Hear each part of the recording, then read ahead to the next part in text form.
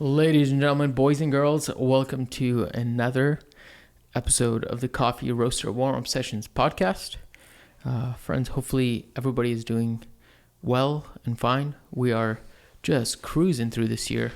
Dude, so fast. First week of September already done now from this episode,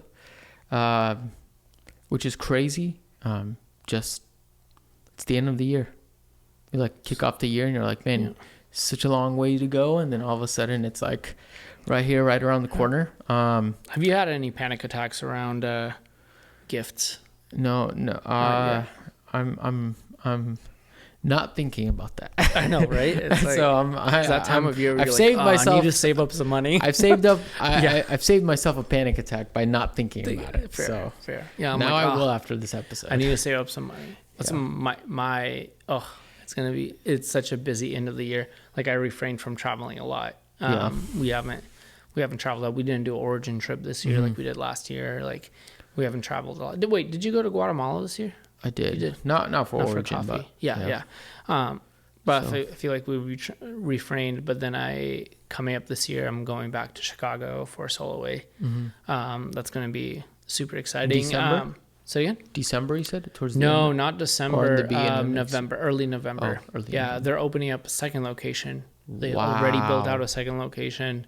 I'm super proud of Arthur and the team. We need to have Arthur on the pod. I mean, honestly, when I go there, I should bring the setup and just do an interview with him. That would be great. That would be really great. I think that would be beneficial for both of us. So, Arthur's really killing it. Freaking cool. They're setting up good numbers. Of course, their cafes in Lincoln Park, prime location, and they're doing really, really well. Is the new location pretty close to their old? The new location is not going to be close to the old one, but they're going to take a little shift, which that's why I'm partially. I won't be fully consulting. Maddie will be probably more or less fully consulting for them if we continue with that route, because that location is going to be more towards wine and like bottle shop kind of aesthetic with a restaurant. With coffee. So they have one location that's like coffee heavy, food light. The other location, food and wine heavy, coffee light. But they complement each other, which I think is smart. I want to dig his brain around too, because obviously as a businessman from outside of the United States, I wonder where his head is at and what he's noticed in the U.S. market. So, but yeah, that's coming up. Then, of course, I decided not to go to Coffee Fest Minneapolis because I really want to go to Coffee Fest New York, which everyone knows at Coffee Fest, like, I try to do as many as we can. So that's also coming up within 6 months. I'm going to LA. I just booked a wedding in LA, which is wild. Nice. Yeah. I'm like, That's I've fun. never booked I have booked a wedding outside of Washington and done travel stuff like that. But I'm stoked because I've never been to LA. And I booked a wedding in LA. It's like, what the? It's so weird. Yeah. I'm super pumped on that. So I'll be traveling a lot, or at least in the next 6 months, at least 3 or 4 times. Yeah. But yeah, I don't know where I got on that tangent. Whatever you said made me think of it. Yeah. So time is flying by. With that being said, also, somebody asked me the other day how long we've been doing the coffee stuff for, and I was like, oh, interesting. I think it's been 4 years. Which is wild. Yeah, 2020, baby. Yeah, and so a handful of things have changed over 4 years. And this podcast episode, I think, is going to cover a few of those changes. But before we get into it, let's pour some Batchy. I've had plenty of coffee today, but how can we not drink a Batchy for the episode?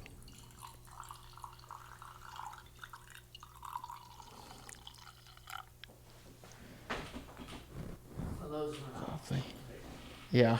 Got to. You know what I'm curious about from our demographic and from the people that consume our content?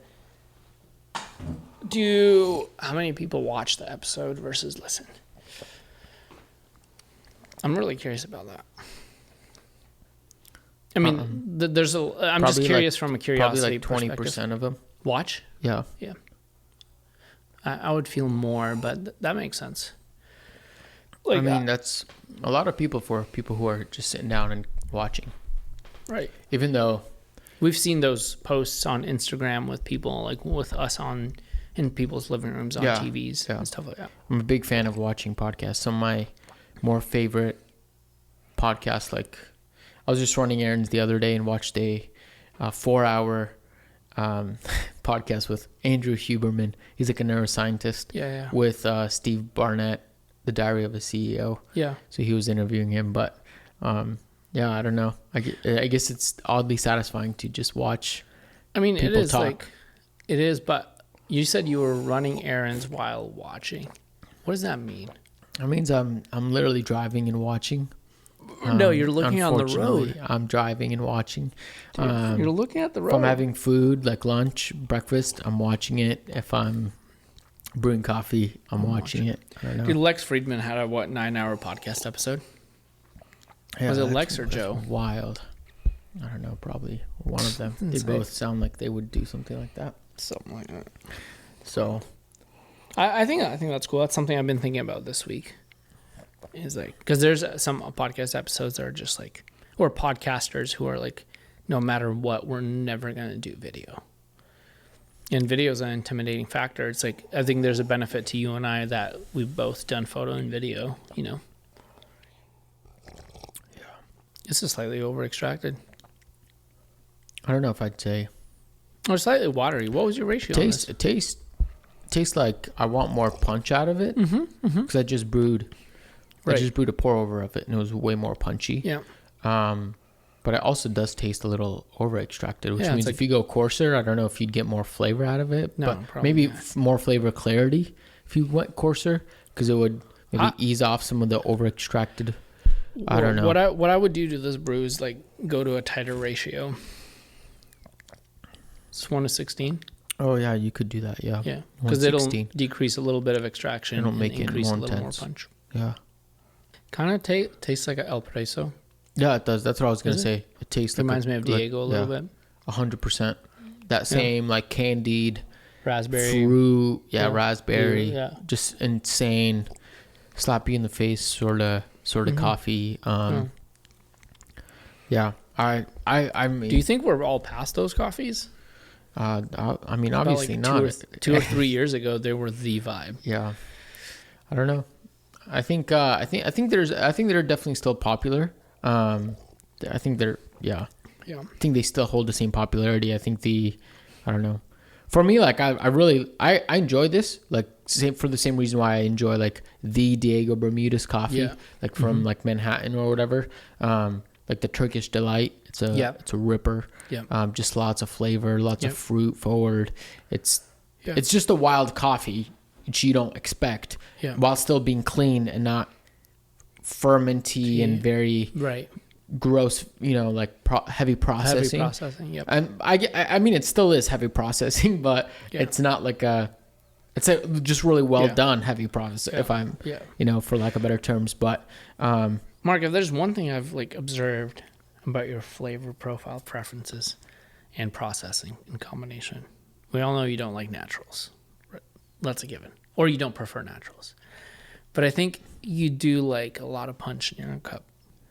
A lot of punch. Like fruit punch. I do not remember last time I heard lots of punch in your cup. If there was a game that said guess Mark's favorite processing in Jeopardy, I would be like for 1,000. Because the reality is nothing. I think your favorite processing would be anaerobic washed. I think that's where it is right now. Yeah, I'm a big fan of the anaerobic washed. Big fan. Big vibes. But this is a semi-washed from Finca Batel, roasted by Regalia out of New York. I think absolutely killer roast, I will say. Like, it's a great combination of like sweetness and acidity. It's good. It's not extra light, No. But it's also not like, I wouldn't say this is roasty. It's still it's just a really, really pleasant, really solid job. I would agree. I think this is a properly roasted coffee. Yeah. In general, this episode, I think some of the changes of growing a roasting company Yeah. I think there's always especially in the coffee industry, but this goes on to hospitality in general. Probably not as much in like, I could be wrong because I don't work there, but not as much probably in creative work, and probably not as much in like tech, software. But you're always fighting the balance between, we need to be more efficient, we need the right people to do the right job, but then we're almost always at a disadvantage of paying the right people to do the right job. So that's why we all of a sudden settle on talent because it's easier or maybe more accessible to settle for talent. Like settle on talent, meaning like settle on choosing good talent. Yes, or settle. that. Oh, okay. That. And sometimes that allows you to it's more affordable, so to speak. But then you're also shooting yourself in the foot because it hurts you in maybe efficiency, it hurts you in productivity, and so. But then when you increase one, you're kind of like at some point you're playing a risk game because. It's like the chicken before the egg. Like, can you hire the right people? Like, you can't hire the right people because, you're always strapped for finances. But because you're strapped for finances, you can't grow the business. And because you can't grow the business, you can't. And so at some point, I think people who just take the risk and take the short-term fail. Or the short-term reward. Yeah, I think oftentimes it looks like a short term. Exactly, because you're winning and fail. Squeeze, and that's what I mean by reward. Because you're gonna have to humble yourself a little bit in some ways, to hopefully win in the long term.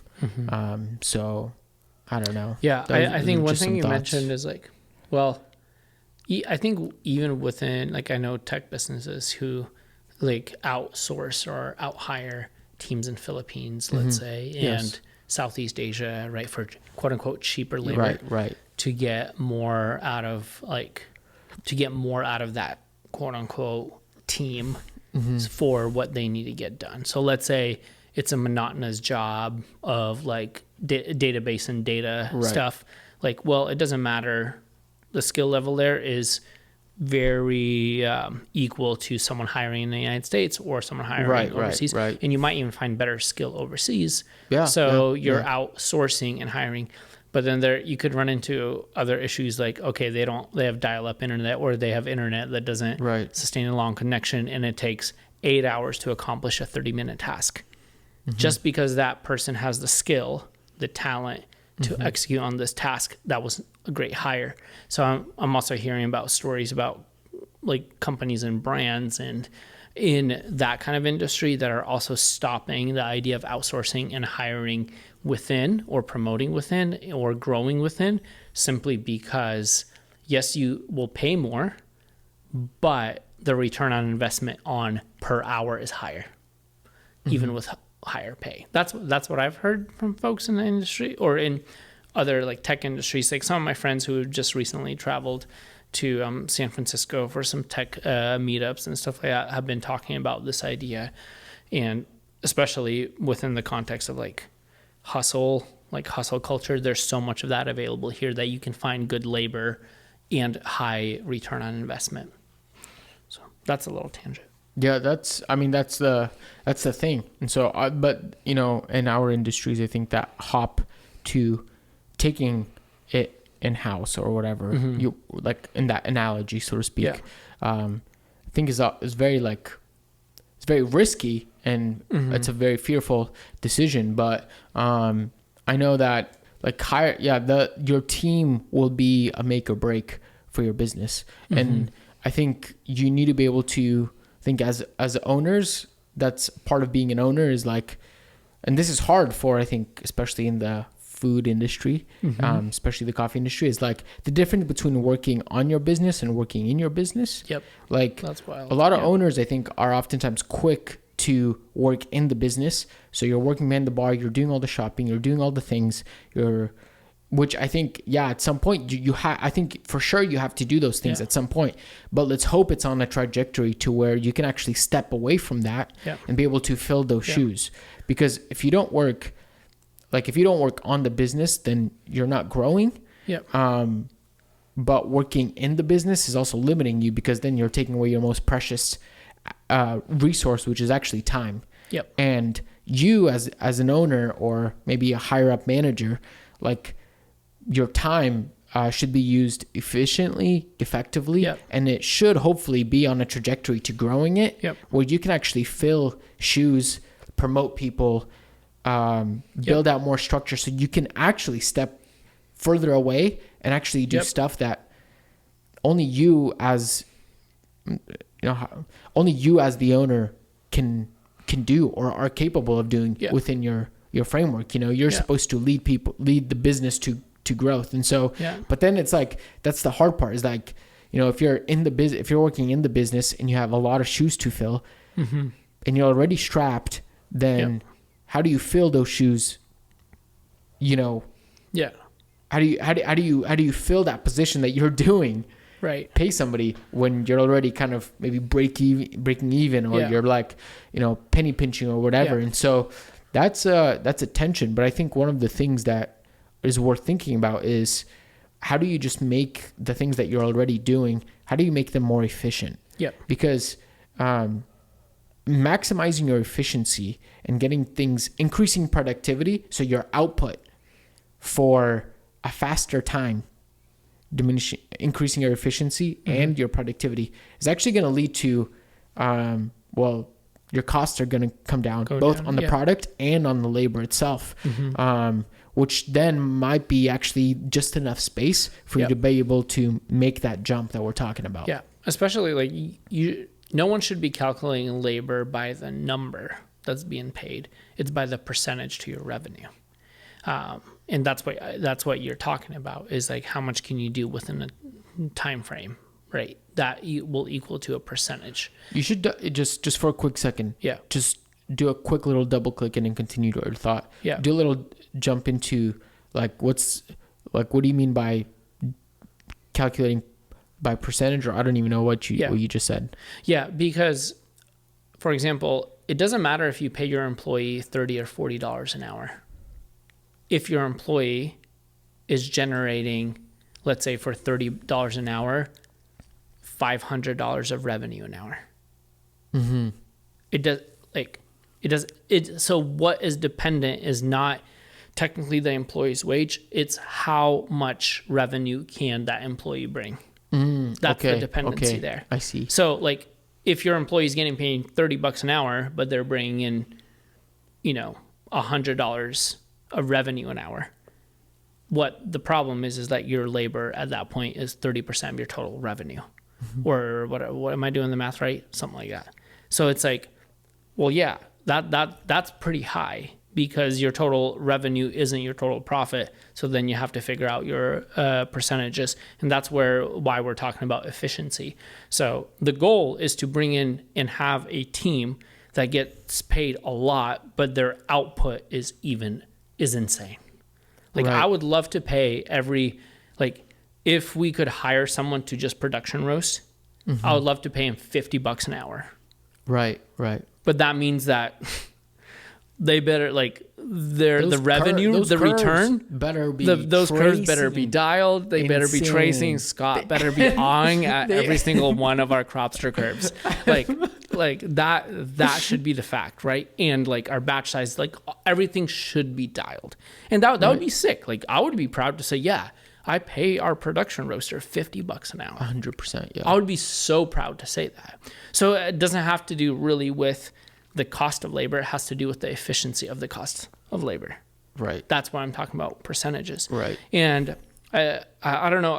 Thanks for putting me on that little rabbit hole, because I totally forgot my train of thought. But I think that's way more important, is because what we're talking about is this context. Oh, came back.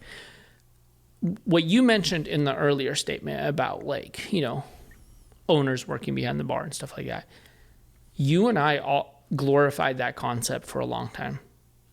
We always said like, oh, isn't it refreshing when you walk in and see the owner, ex-owner behind the bar? Yeah. And I don't want to completely destroy the notion of an owner working behind the bar. There's value in that. Oh, There's 100%. a lot of value in that. Yes. And at some point, it is very smart for an owner to step in behind the bar to diminish some loss. I agree. For the record, I'm glad we circled back to that. 2, it depends on what do you want to get out of your business. Yeah. Like, do you want to scale? Like, if you're an owner that has 10 cafes minimum, now we're not talking about Starbucks, minimum, how are you going to work behind the bar and where? Right? Yeah. That's not possible. Yeah. But if you're an owner who has one cafe and your goal is just one cafe, right, and your goal is just to build community, okay, work behind the bar. And I'm so happy that you and I were tempted with a few opportunities early on in our business where we could have easily took them and got stuck working behind the bar for years until we created more revenue to hire someone. And I think that would have been fun. It would have been appealing in the beginning, but it could have also been a trap for us to just work behind the bar, just having a cafe. And we had excessive amount of opportunities to do that. We almost looked at a building. I remember our dream little bar that you and I have so much, it meant so much to us because we had our first cupping there. We had some of our first brews there. We could have bought that building. It wasn't expensive. Yeah. But I feel like it could have also been a trap for the long-term growth. Right. Where we're at now is we're looking at our growing pains and we're saying like, how can we get more efficient so we can roast more coffee? Because now instead of roasting X amount of hours, we've doubled the amount of hours that we have to roast a week for fulfillment. So that's a whole different question. And I think when you could easily make those sacrificial decisions that look like a win, like that's what I was talking about, that are actually a loss in the long term. Yeah, I think recently with us having to spend a significant more time roasting coffee now has shifted how because we're not at a point where we're going to hire somebody. So we have to steward or manage our time very, very well and very effectively. And so one of the things that we've done as we're roasting more is now like I'm trying as much as we can. I'm trying to completely trying not stay away from the roastery almost because I want to be able to focus on the things that need to get done for us to continue growing, that somebody needs to do at some point. Yeah. So we're in the middle of that tension of like working in and on the business, and I think there's some benefit to it being both of us where we can offset those things on both sides. So if you or I were the sole owners of this would definitely be more challenging because your roasting numbers are growing. So you're spending more time doing the thing, but nobody's doing the stuff that keeps the thing growing. Yeah. And both are very vital. They're very important. Yeah. And so to meet the goals that we have set and are looking forward to, we have to be able to maximize our time. So every single, and this is very nitpicky, but every single minute, every single hour has to be able to be very dialed in. It needs to be working towards specific goals. It needs to be intentional. Yep. Like I think there's like a million things you could do and like 10 that are absolutely essential for you to do. Yeah. And if you focus on the other 999,990 things, which still need to be done, but they're not as essential as the 10 things you need to do, you're going to end up just shooting yourself in the foot and wondering, why isn't this thing working? And so being able to say, okay, in 8 months or 12 months or maybe your 5-year plan, whatever that is, having the extreme clarity to be able to say, these are the things that have to get done. And these require all of our energy, all of our time, even though there's other things we could do. Right. if these are the things that are going to get us there, then we have to maximize all of our energy and all our time to hit those things. Yeah. And then also being able to figure out ways on how do we maximize also the amount of time we have. So going back to efficiency, like if we need more time, then either you work more or you hire somebody to buy your back some of your time, or you become more efficient. Yeah. You can't create more time. Yeah. That's one thing. Like I think a lot of the times, especially within the small business world, there's this facade or a concept that no one would admit to it, but there's ideas like I'll always have more time somewhere somehow. Mm-hmm. And that's a lie, right? You can't create more time. We all live on a 24-hour cycle, and you have to sleep at some point in order to be able to do other stuff. Right. So you can't create more time, but what you do with your time has a direct input to how successful you are. Mm-hmm. And I think one of the things that you said about efficiency that I think is like spot on is efficiency is very directly proportionate to your goals. How you accomplish your goals, when you accomplish your goals, but also what kind of goals you set. And efficiency is, I think, a lot of the times, like the little things, like for example, you heard on the podcast that you sent me a few weeks ago that that Chipotle hired the dude from Taco Bell because Taco Bell, or vice versa. Oh no, yeah, Chipotle hired it, right? Yeah. Oh, sorry. Yeah. Sorry. Yeah. Correct me if I'm Chipotle wrong. hired the guy from Taco Bell. Why? And he went to work for Chipotle. Yeah. And now Starbucks is looking to hire him too. Yeah. Why? Well, one thing, the guy's a stickler for cutting out waste. Yeah. And minimizing waste. Just chopping off the stuff that's not necessary. Similar in coffee, it's like, yes, sometimes as managers, like even from a bar perspective, I'm not talking about roasting, we can unpack this on a roasting perspective too, but a very practical thing from a bar perspective in a cafe is like, do you track your barista's milk waste? Yeah. Like, that seems so nitpicky and maybe even mean, but the reality is like if you're wasting a gallon of milk a shift, that gallon could have went into making other drinks. Yeah. Right? Or even your drinks got more expensive. Or even going back to the beginning of your episode, I would just want to pay you more. Right. Like I don't want to be paying for milk when I could just pay you X amount of dollars more a month. Like there should be like a bonus. Like, hey, if you waste under like 8 ounces of coffee for a day, you should get a bonus or something. Like, exactly. Because it's like, yeah, it's just good efficiency. Yeah. You know what I mean? And actually going back to the Chipotle guy, the CEO, and now he's going to become the CEO of Starbucks. The very interesting thing is like they mentioned how for Taco Bell, he actually minimized a lot of their menu actually to highlight a few core products that they made the front facing things, which actually made their productivity increase because it's easier to do 2 or 3 main products than doing 100. Yeah. Like same thing with like Chick-fil-A. Like they have a chicken sandwich and a few other things.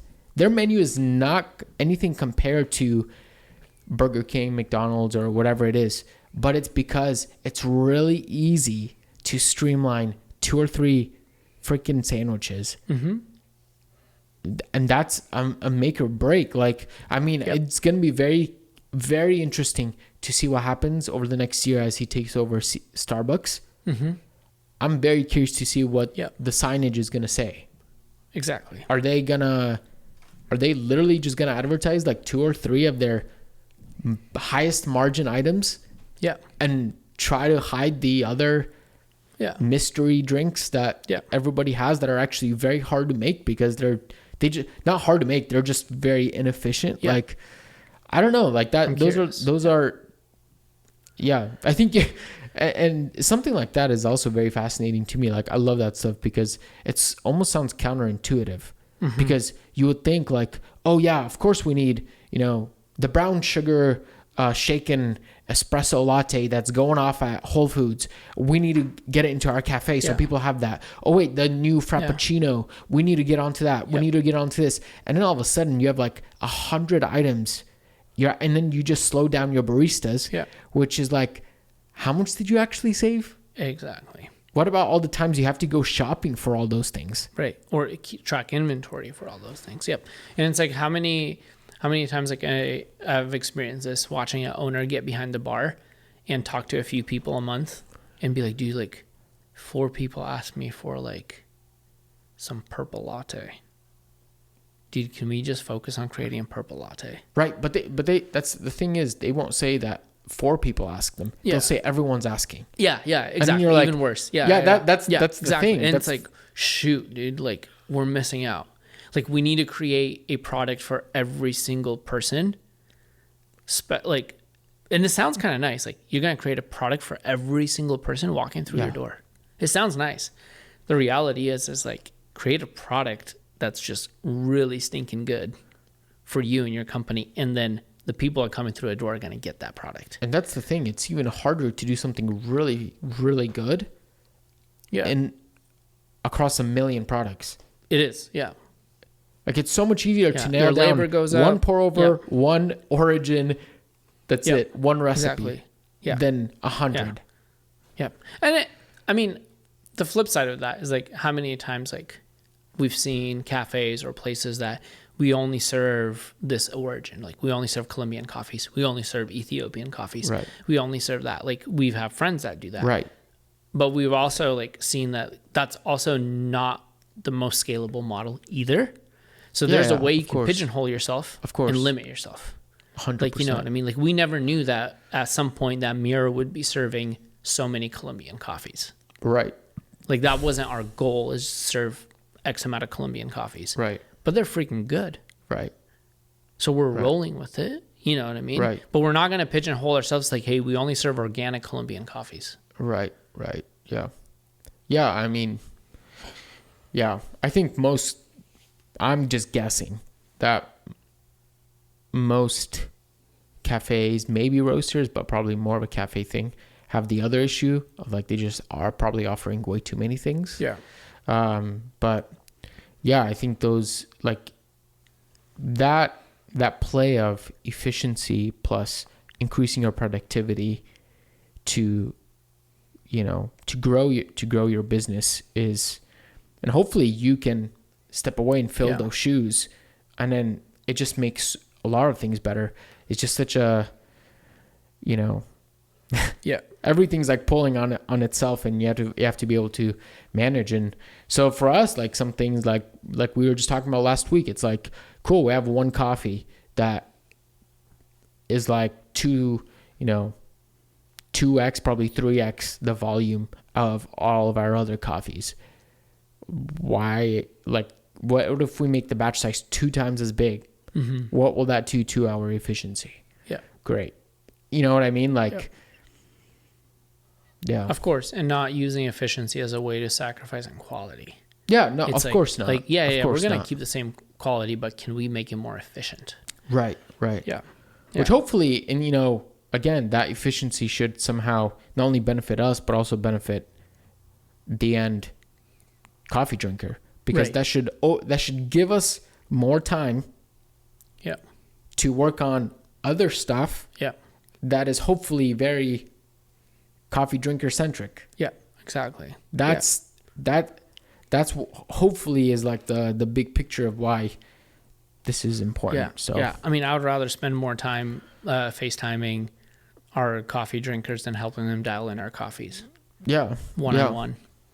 Or working on little, surprise and delight in packages, or maybe changing, there's plenty of stuff. So, yeah. But yeah, that's one of the things, like, again, at the end of the day, it's like having a good team can be like super beneficial to your business, can like absolutely grow your business. But like, I think what we've seen a lot is like labor can also sink your business. So it's understanding that tension, understanding your growing pains, understanding where you're headed.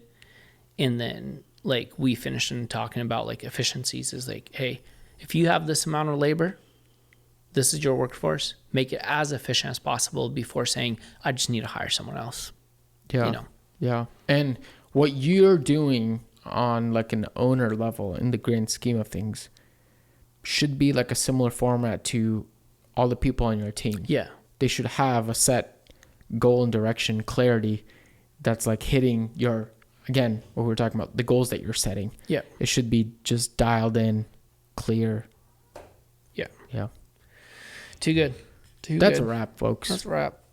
Solid. Thanks for listening to another episode of the Coffee Roaster Warm Sessions podcast. Yeah, just thank you. That's it. Just thank you.